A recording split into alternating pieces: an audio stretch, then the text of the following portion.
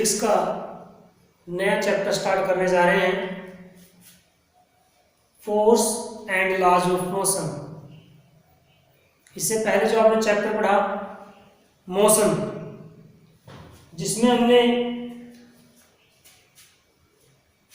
वस्तुओं के रेस्ट और मोशन के बारे में जाना कि वस्तुएं मोशन में होंगी तो डिस्टेंस का वर्ड, डिस्प्लेसमेंट का वर्ड, स्पीड, वेलोसिटी, एक्सेलरेशन, ये सब सीखा कि लेकिन उस चैप्टर में हमने ये नहीं डिसाइड किया, इसके बारे में हमने नहीं सोचा कि वो मोशन क्यों हो रहा है, क्यों वस्तु मूव कर रही है, क्यों उसकी स्पीड घट रही है, क्यों बढ़ रही है, क्यों उसमें चेंज हो रहा है वेलोसिटी में, उसकी में एक्सेलरेशन क्यों हो रहा है। तो यानी कॉज ऑफ मोशन का वहां पर हमने कोई जिक्र नहीं किया। इस चैप्टर में हम इन्हीं प्रश्नों का उत्तर ढूंढेंगे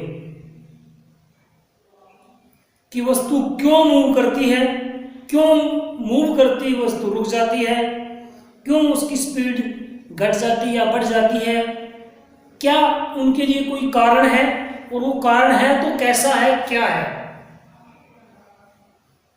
what is the cause of the motion. क्या सभी वस्तुओं को मूव करने के लिए कोई ना कोई कारण चाहिए, कोई ना कोई उसके लिए कॉज है, there is any cause for the motion of the body, if yes what is that cause. तो इन सब का आंसर जो है इस चैप्टर में हम जानेंगे। तो वो कॉज क्या है, किसके कारण चेंज हो रहे हैं, वो सब हम सीखने जा रहे हैं। तो आपने कुछ फिनोमिना जैसे देखे होंगे कि आप एक बॉल है उसको किक कर दो, अगर आप उस बॉल को किक करते हो तो क्या होगा, वो बॉल कुछ समय तक मूव करेगी और फिर धीरे धीरे रुक जाएगी। एक बॉल आपकी तरफ आ रही है मूव करती हुई, आप उसको पकड़ लेते हैं तो वो रुक जाती है। गाड़ी चल रही है, चलती हुई गाड़ी का इंजन बंद कर दो तो वो उतनी स्पीड से नहीं चलती रहेगी, धीरे धीरे रुक जाएगी। एक बॉल फेंकी गई है, बैट्समैन की तरफ, वो उसको हिट करता है, उसकी डायरेक्शन भी बदल देता है, उसका मोशन चेंज कर देता है। किसी मेज पर पड़ी हुई पुस्तक को आप उठाते हो तो किस प्रकार उसकी पोजीशन चेंज हो जाती है। तो इन सब के पीछे कारण क्या है और उसको क्या कहते हैं, तो वो चीज है फोर्स। सबसे पहले हम यही जान रहे हैं कि ये फोर्स क्या है, व्हाट इज अ फोर्स। तो ये जो फिनोमिना हमने बताए, किसी को चलती वस्तु को रोक देना, रुकी वस्तु को मूव करा देना, किसी वस्तु की पोजीशन चेंज कर देना, या किसी वस्तु की शेप और साइज को चेंज कर देना। एक स्प्रिंग है, वो खींच लो, उसका साइज बढ़ जाएगा, कंप्रेस कर दो, साइज कम हो जाएगा। तो ये शेप और साइज में, तो इन सब में जो ये हमने चीज बताई वो क्या है, फोर्स। वो सब में एक चीज हमने देखी, या तो हम पुल करते हैं या पुश करते हैं। तो फोर्स एक एफर्ट है, एक प्रयत्न है in the form of pull और पुश,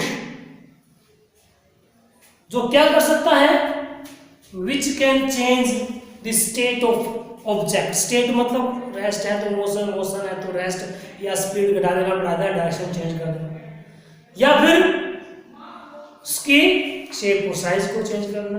तो फोर्स की डेफिनेशन क्या दोगे, it is an effort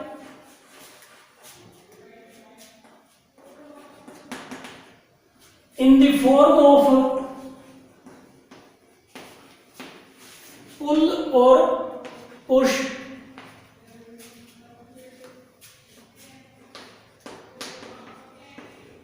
which can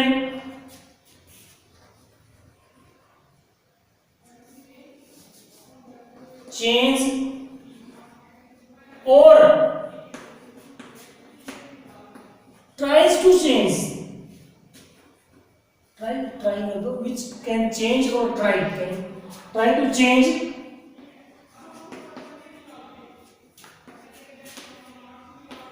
the state of an object. जरूरी नहीं है कि चेंज ही हो जाए, फोर्स लगाए, पुल करें, पुश करें, चेंज हो भी सकता है और कोशिश भी कर सकते हैं ना भी हो चेंज। ठीक है, तो ऐसे प्रयत्न को हम क्या कहते हैं? फोर्स। फॉर्म ऑफ पुल और पुश विच कैन चेंज और try to change the state of an object. अब क्या क्या कर सकती है फोर्स?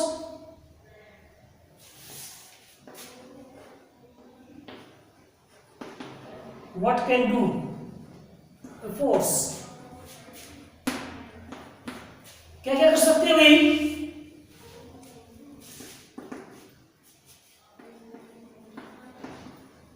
It can change, में लिखते हैं हम, it may change the state of an object। अवस्था में परिवर्तन, रेस्ट है तो मोशन, मोशन है तो रेस्ट। इट में इंक्रीज और decrease the speed of a moving object.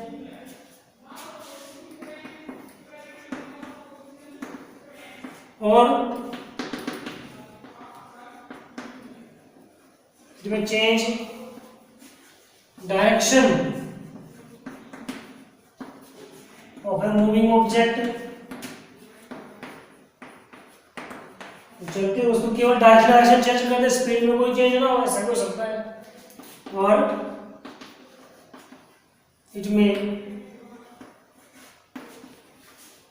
change shape और size of an object। ठीक है, ये काम एक फोर्स कर सकती है या करने की कोशिश कर सकती है। अब बात करते हैं हम फोर्स की टाइप। हम यहां दो प्रकार से फोर्स आपको बताएंगे, कौन सी? Balanced and unbalanced force. कर दीजिए, एग्जाम्पल लीजिए। भाई कोई ये वस्तु है, कोई ऑब्जेक्ट है, अगर आप इसके ऊपर एक फोर्स लगाते हो, इतनी फोर्स की मूव करते हो, इधर मूव करेगा। इधर की बजाय अगर आप इधर फोर्स लगा दो तो ये इधर मूव कर सकता है। अगर आप दोनों तरफ फोर्स लगा दो तो फोर्स भी कैसी हो? इक्वल। लेकिन एक इधर लग रही है, एक इधर, दोनों फोर्स इक्वल है और अपोजिट है, तो वस्तु ना तो इधर जाएगी ना इधर जाएगी। इस केस में ये कहलाएंगी बैलेंस्ड फोर्स। एक दूसरे को बैलेंस कर रही है, संतुलित कर रही है। तो बैलेंस फोर्सेस के कारण वस्तु में मोशन नहीं हो सकता, या मतलब कह सकते हैं इसकी स्टेट में चेंज नहीं हो सकता। एक मोशन में एक स्पीड चल रही रहेगी, स्पीड चलती रहेगी, और अगर रेस्ट में है तो रेस्ट में ही रहेगी। ठीक है, तो ये इस प्रकार की फोर्सेस क्या कहलाएंगी? Balanced force. अब इनमें से अगर एक फोर्स हो ज्यादा और एक हो कम, मैं F1 F2 लिख देता हूं। अगर F1 ज्यादा है F2 से तो इधर चली जाएगी, F2 ज्यादा है F1 से तो इधर चली जाएगी। इस प्रकार की फोर्सेस क्या कहलाती हैं? Unbalanced forces. तो बैलेंस फोर्स कौन सी होंगी? किसे कहेंगे आप balanced force?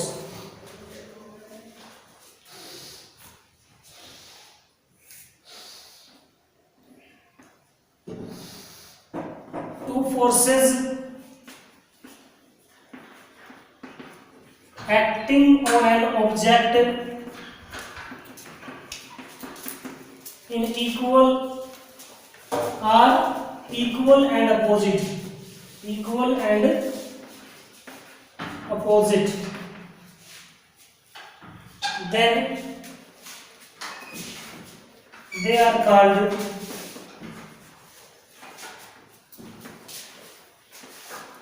balanced forces।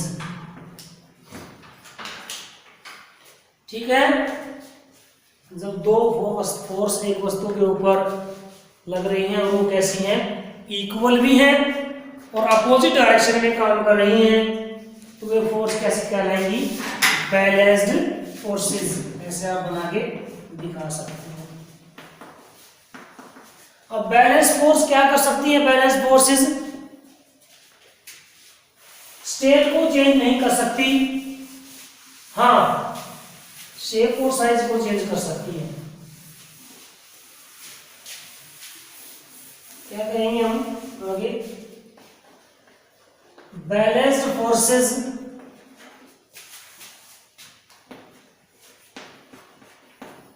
Can not change the state of an object but can change shape and size of an object। Unbalanced force, जब वस्तु के ऊपर जो दो फोर्स लग रही हैं वे क्या हो, डिफरेंट हो, चाहे वो डायरेक्शन में डिफरेंट हो, चाहे वो मैग्नीट्यूड में डिफरेंट हो, तो वे वस्तु की स्टेट में चेंज कर सकती हैं, चाहे वो डायरेक्शन चेंज कर दें, चाहे स्पीड में चेंज कर दें। तो क्या कहेंगे, इफ अनबैलेंस्ड कह रहे हैं हम, कौन सी, unbalanced forces, if two forces acting on an object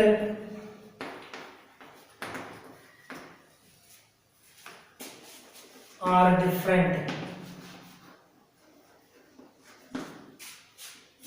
from each other, then they are called